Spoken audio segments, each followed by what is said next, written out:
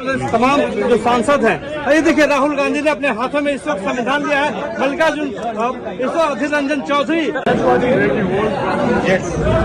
Yes. Very good. Yes.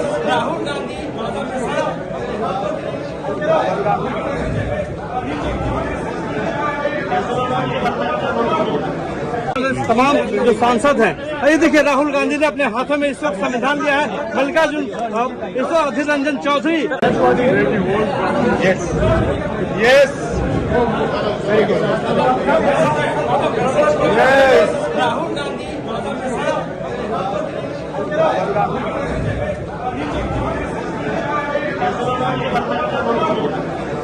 तमाम जो सांसद हैं, ये देखिए राहुल गांधी ने अपने हाथों में इस वक्त संविधान लिया है।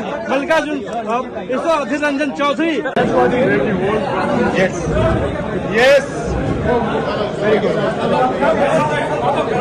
Yes.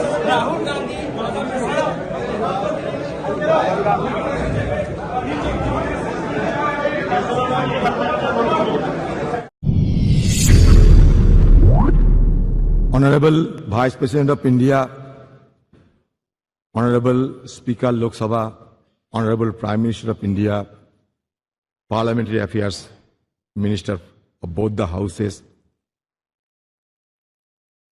opposition leaders Kharge ji, all my senior leaders and distinguished, esteemed colleagues of both Lok Sabha and Rajya Sabha.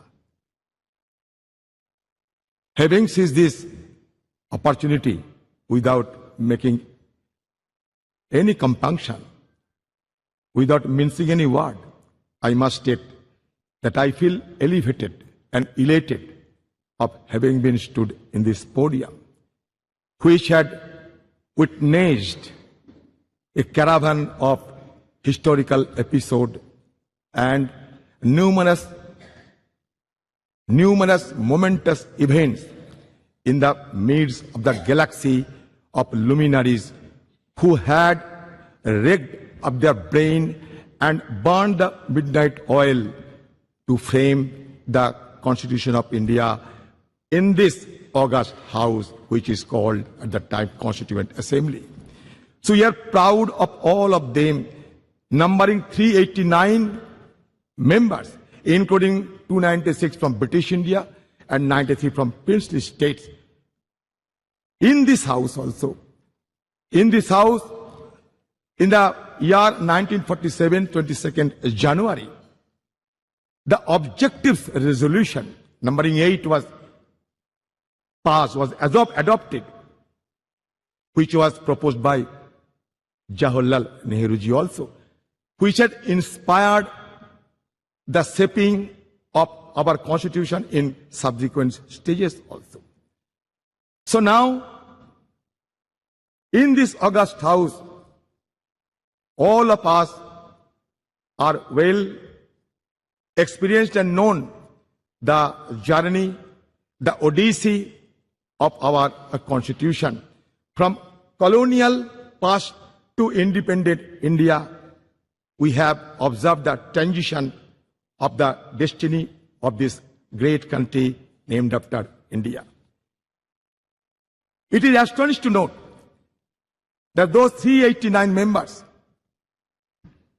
intensively discussed among them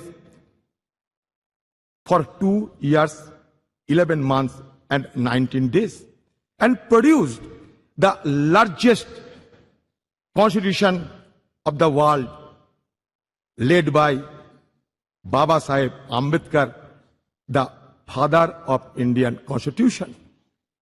We have been gifted with 395 articles. Also, 22 parts and 8 schedules. So naturally, the house, which is called Central Hall, it is a historic hall. It is not. It will not be known by simply its architectural splendor, but its illustrious legacy.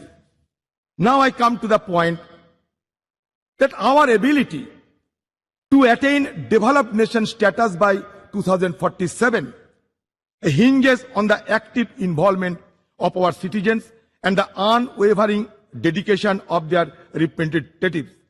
The groundwork laid in the formative years of our nationhood and also the subsequent years has empowered us significantly. However, we are confronted with intricate challenges that require immediate attention and resolution as we progress towards this objective. I don't have any idea of what is called and how a country to be recognized as developed country by any designation.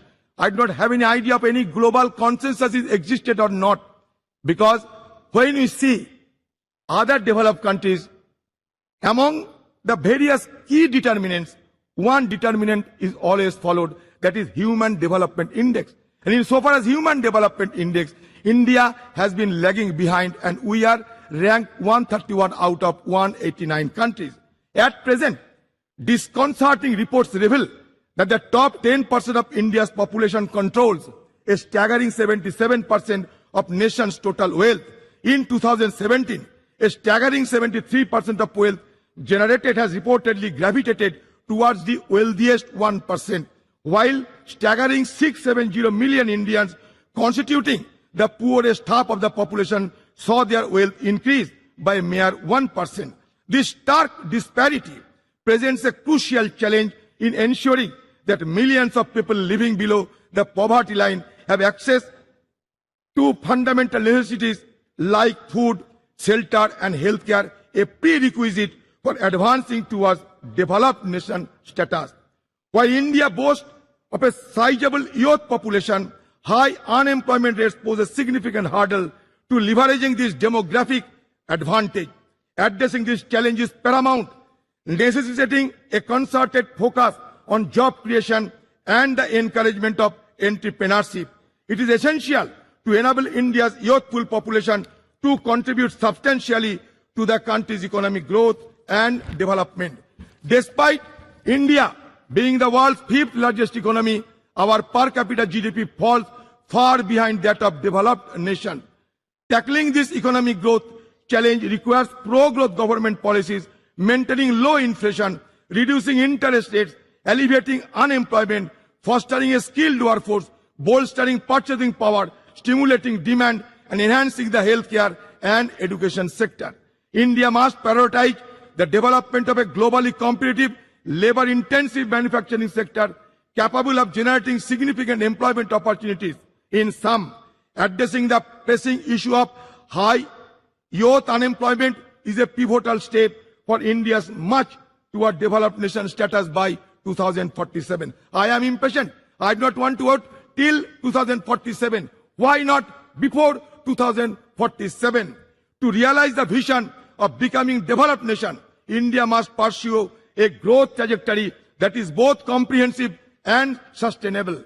Economic growth must be all-inclusive, benefiting every citizen. An overarching focus on human development, encompassing access to healthcare, education and essential services must be implemented holistically. The challenge of transforming India into a developed nation by 2047 are substantial, encompassing poverty, infrastructure deficit and environmental sustainability. By implementing a holistic strategy that encompasses infrastructure development, attraction of investment, enhancement of education, promotion of innovation, social welfare, environmental conservation, paying emphasis on manufacturing and integration of technology, India can pave the way for its emergence as a developed nation. It is only with unwavering determination, collective commitment that the country can realize this visionary goal and unlock its potential on the global stage. I will conclude by saying that धरती सिखाते हमने सबको बोझ उठाना, गगन सिखाते हमने ऊपर उठते जाना, सूरज की लाली से सीखा जग आलोकित करना, चंदा की किरणों से सीखा सबको पीड़ा हरना, पर्वत ने सिखाए हमने दृढ़ संकल्प बनाना, नदी सिखाए हमने आगे बढ़ते जाना, सागर की लहरों ने सीखा सुख में दुख सुख सहे जाना और तूफान ये सिखलाते हैं आफत में ना घबराना और आफत से टकराना।